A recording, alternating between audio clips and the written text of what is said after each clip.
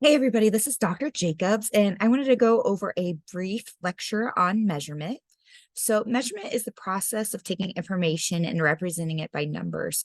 We do that in several different ways. Often in psychological science, what we're going to do is have some sort of survey or something that we have so that we can try to gauge whatever we're trying to study. So whenever we have data though, and whenever we use measurement to turn information into numbers, not all of that data falls on the same level. In fact, different levels give us different amounts of information. And so what we need to learn now about a little bit more is levels of measurement, because depending on the level of measurement of your data set, it really changes what you can do with it. So again, not all quantitative data is created equal. But all quantitative data falls onto one of the levels of measurement. I'm going to teach you about four different ones. The first one is nominal data, ordinal data, interval data, and ratio data. So if you want to remember all of these, you can use the mnemonic of NOIR, which is N-O-I-R, which means black, right? So if you remember that mnemonic, you might be able to remember the four levels of measurement. So again, some levels of measurement provide more information than others. And this directly impacts what you can do with data. So in statistics, we learned a whole bunch of different types of statistical analyses that we can do called parametric analyses. Now, to do these, your data has to fall on a certain level of measurement. So if you're doing some sort of study where you're looking at significant differences, your dependent variable and those studies have to be on a certain level or levels of measurement. If you're doing simple linear regression, your predictor and outcome variables have to fall on certain levels of measurement. And if you're doing a Pearson product moment correlation, the two variables that you're correlating have to fall on certain levels of measurement. So let's go and start with reviewing what nominal level of measurement means. This is when we have numbers that represent some qualitative data. There is no quantitative meaning to the numbers assigned to each of the categories. And this is really hard for people to understand what it means initially, just because they're like, well, there's a number. How is there no quantitative meaning? So an example of this, let's skip to this, could be a binary type of data where you only have two options, where 1 equals yes and 2 equals no. So I didn't have to put them in that order. I could have had 1 equals no and 2 equals yes, but I just assigned a number to represent some category or group so that we know how to use that information. Other types of nominal data you might have seen is if you're reporting your race, ethnicity, or gender identity, or sexual orientation, or religion or lack of, or political affiliation or lack thereof. You can put them in any order that you want, because the numbers don't actually mean a number. They mean some sort of qualitative information. So the next level, more sophisticated level of measurement is ordinal data. This is where numbers represent some sort of order, but there's not a equally spaced intervals in between those numbers. So for example, in several readings that we've done, there's an example of a race, right? So if we are at a cross-country meet, and the only data that we have is who came in first, second, third, fourth, and fifth, we actually don't know if the same amount of time elapsed in between each. And in fact, if you are a cross-country runner, if you watch marathons and things like that, a lot of times there'll be one person way ahead of the pack. And then so we might have someone come in first, and then 2 minutes later you have second place, but then there could be 30 seconds later third place, and 40 seconds later the next place, and so forth. We don't have equally spaced distance in between those, but we do know what order they came in. So that gives us a little bit more information. Then we also have an interval level of measurement. This is the most confused level of measurement that we have. And so with this, I like to use an example of shoe size. So if you see here, that is my hand. I went to Walmart to find, okay, what does a size 0 shoe look like? And here you see from my thumb to my pointer finger, that's how big a size 0 shoe is. 0 doesn't mean that we don't have a shoe there. It just means that that's what size it is, okay?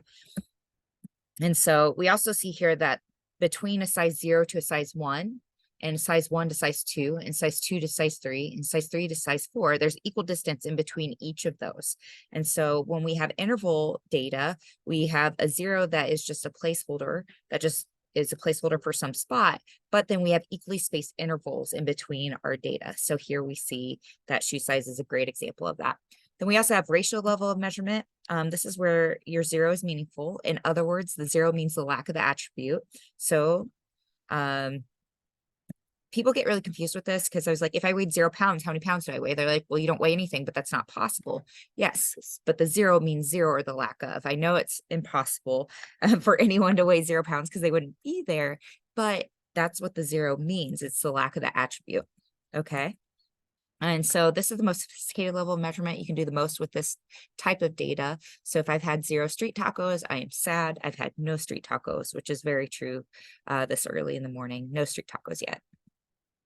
So when we talk about something being on a scale is data that falls on an interval or ratio level of measurement.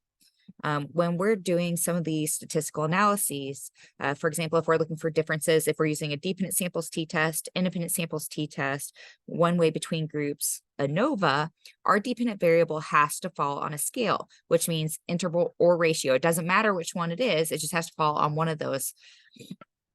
When we're doing a simple linear regression, our predictor and outcome variables all must be on a scale. So either it's interval or ratio. It doesn't have to be one or the other. You could have any combination. You could have an interval predictor variable for an interval outcome variable, or a ratio predictor variable and an interval outcome variable. They just have to be one of the two.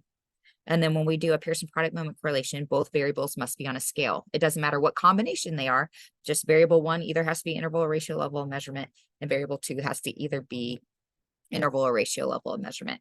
So if we look here, this is an infographic that I made that shows the different levels of measurement to help keep those things straight in our heads. So when we're doing measures, it's not just the level of measurements that we need to be concerned about, but we also need to make sure that our measures are reliable.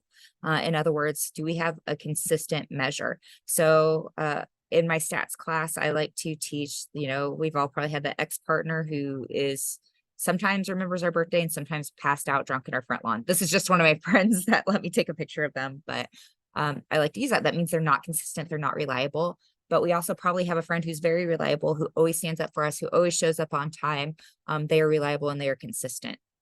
And so we want our measures to be reliable. So for example, if we have a scale that is not consistent and we're trying to measure how much we weigh for our dependent variable, if you step on the scale and it says you weigh 235 pounds and you step off and then it says you weigh 5 pounds, we're not going to trust it. We're not going to be able to use the data from that because it's not consistently measured.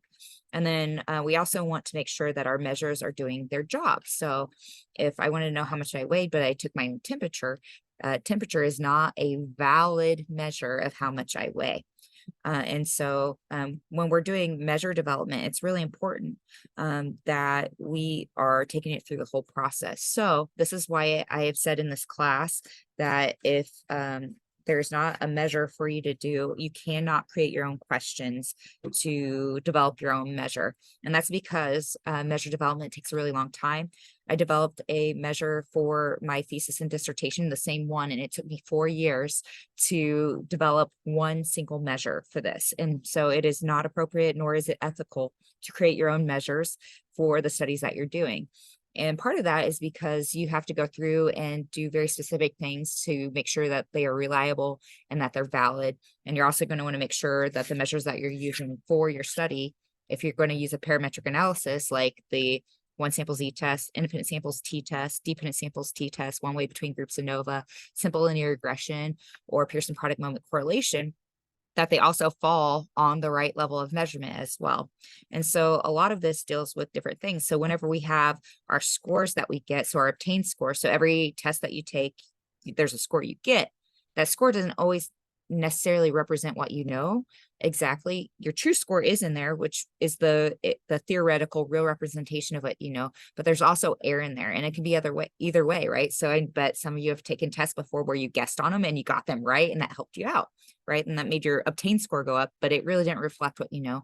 And then conversely, I bet sometimes you've taken a test and maybe you just misread the question, or you're really tired or something like that, and when you took it, you actually got some of them wrong that you probably shouldn't have, and your obtained score is actually lower than what your true score is. And this is one reason that we have statistics and why we have to make sure that our measures are developed really, really well, because we have 3 different sources of error in our obtained scores.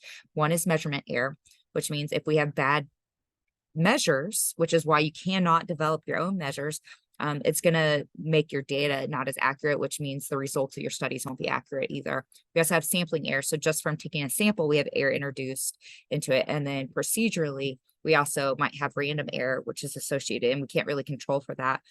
So when we're doing this, we have to keep in mind that the obtained scores we get may not be reflective of the true scores. And so sometimes students will ask, well, then how do we know what the true score is? We never know what the true score is. It's impossible. If we had a magical machine, it would make measure development obsolete, and we could just say, oh, you know this, or you feel this exact level of depression, but we can't do it. So I hope you enjoyed this little mini lecture on measurement, and I hope it's helpful.